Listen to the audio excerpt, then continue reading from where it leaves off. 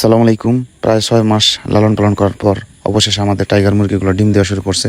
কিন্তু আমাদের এই টাইগার মুরগিগুলা এখন আর আমরা ওইভাবে লালন পালন করতে পারতেছি না। এক প্রকার বলতে পারেন বাধ্য হয়ে কিন্তু এই মুরগিগুলো আমাদেরকে বিক্রি করে দিতে হচ্ছে। এখন অনেকে বলতে পারেন এই মুরগিগুলো কেন বিক্রি করতেছেন, যেহেতু ডিম দেওয়া শুরু করছে। আপনারা হয়তো অনেকে জানেন আমি কিন্তু এই টাইগার মুরগিগুলো শখ করে আনছিলাম লালন পালন করার জন্য।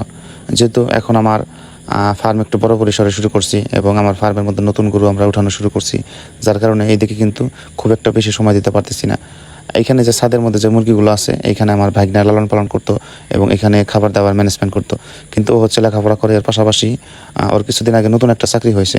ও যদি ওই জায়গায় চলে যায় এখানে প্রতিনিয়ত আসা কিন্তু আমার পক্ষে সম্ভব না।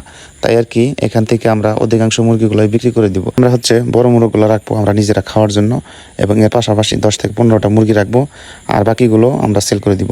ইতিমধ্যে আমাদের প্রায় 50টার মতো মুরগি এবং 30 থেকে 35টার মতো মোরগ কিন্তু আমরা আগে বিক্রি করে দিছি।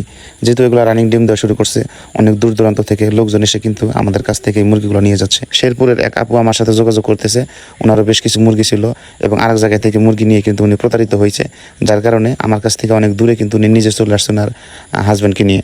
তো যাই হোক, আলহামদুলিল্লাহ ওনাকে হচ্ছে কয়েকটা মোরগ এবং বেশ কয়েকটি মুরগি দিয়ে দিলাম, এগুলো থেকে যেন উনি ওনার স্বপ্ন পূরণ করতে পারে। এরপরে সন্ধ্যাবেলা চলে আসছে হচ্ছে গাজীপুর থেকে, উনিও হচ্ছে নতুন খামার শুরু করছে। যেহেতু এগুলো ডিম দিবে এবং ডিম থেকে কিন্তু আলহামদুলিল্লাহ বাচ্চা প্রোডাকশন করে ভবিষ্যতে কিন্তু ওনার স্বপ্ন পূরণ করতে পারবে।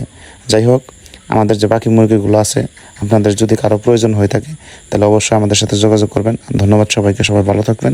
আসসালামু আলাইকুম।